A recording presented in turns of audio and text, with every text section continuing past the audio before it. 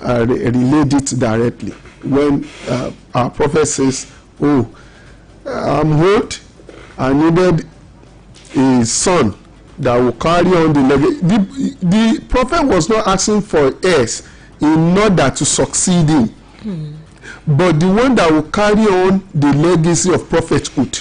That was, so if you are asking Almighty Allah to give you a child, let it be at the back of your mind that it's the one that will be useful for his worship.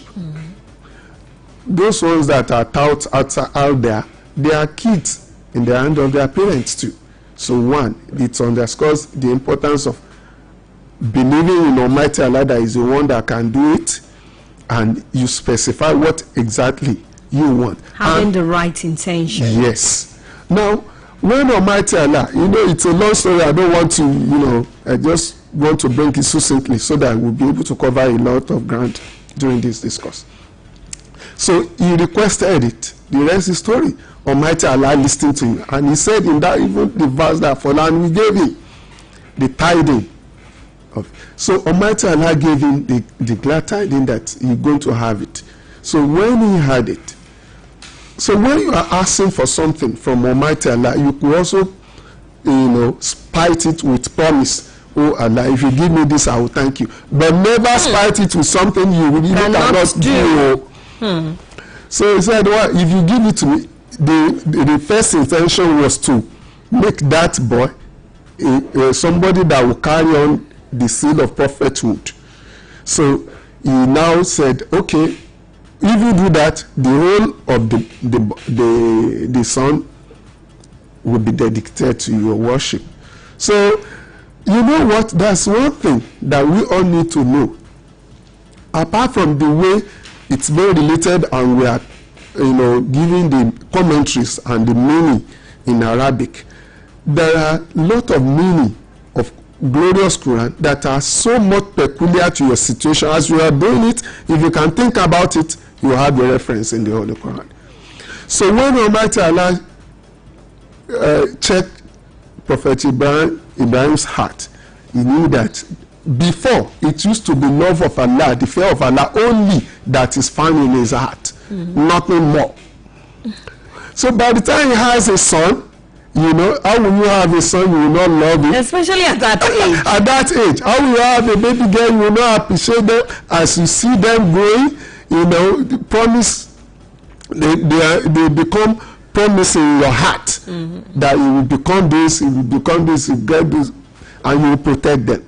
So Prophet Ibrahim started protecting Ismail. This is my son. He got to a time Almighty Allah noticed him.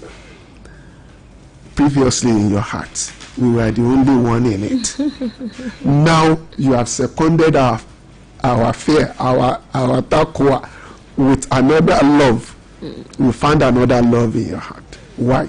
So Almighty Allah reminded him of his promise. You promise you will dedicate this boy to us. Why don't you?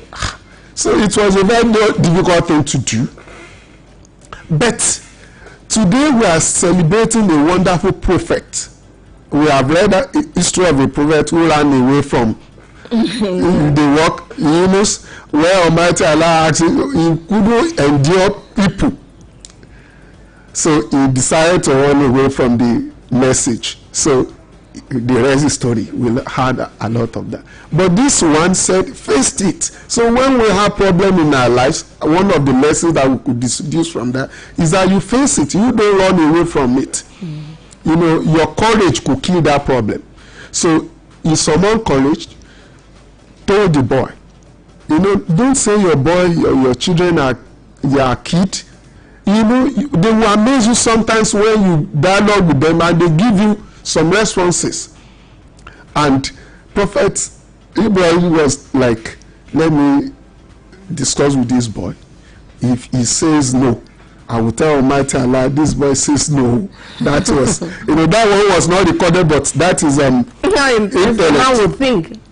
So he said, my boy, I dreamt in my dream that I sacrifice you for the worship of Almighty Allah. And I decided to seek your opinion. Can you be that? And the boy disappointed him and said, Dad, do as your Lord commanded you. You will find me a patient one. So he has no other idea other than to go ahead.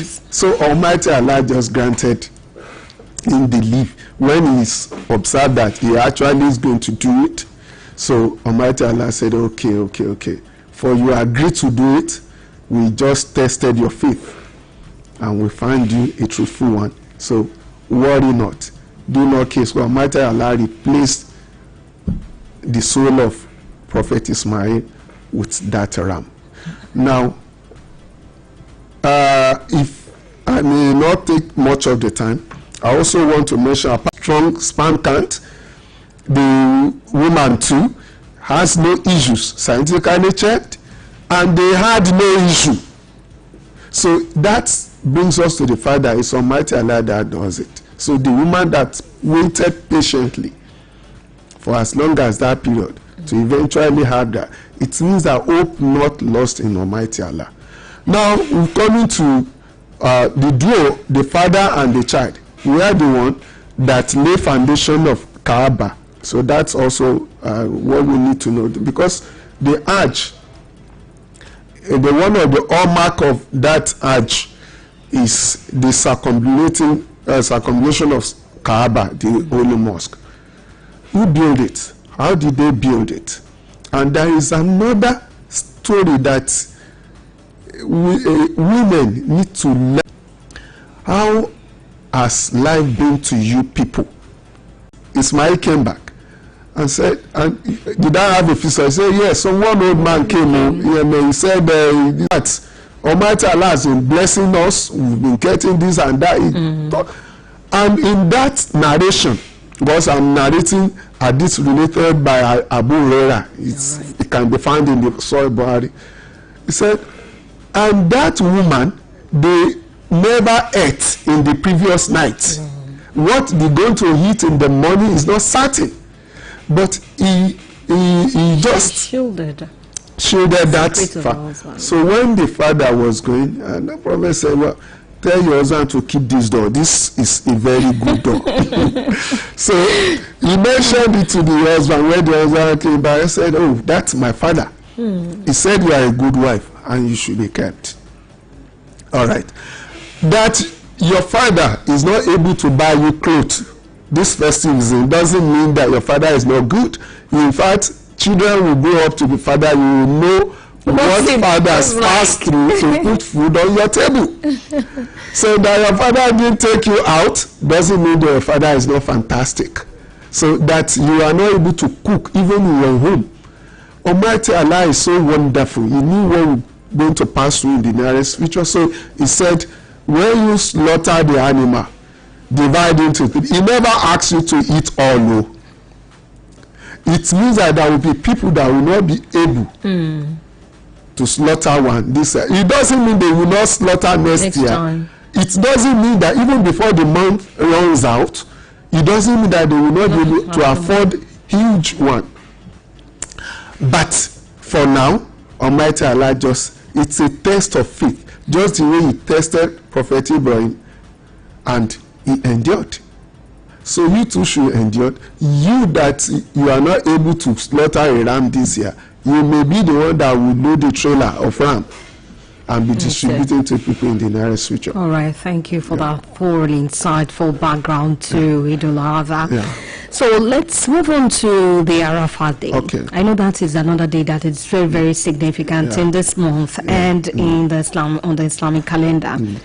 Most times when you do not fast during the first 10 days, a lot of people ensure they do on Arafat Day. So what's the significance of that day in particular? Yeah, the Arafat Day, you know, I just mentioned, they will, sorry to mention this, I listened to BBC maybe 10 or 12 years ago, and it was amazing when our broadcaster, I can't remember the name exactly, and you broadcaster, you are wonderful people. you command a lot of influence, and he started by saying these are Muslims. You know, I couldn't have accent like him. I would have loved to mimic him. Say these are Muslims, about 3.5 million of them, gathered in Arafat, circumambulating the running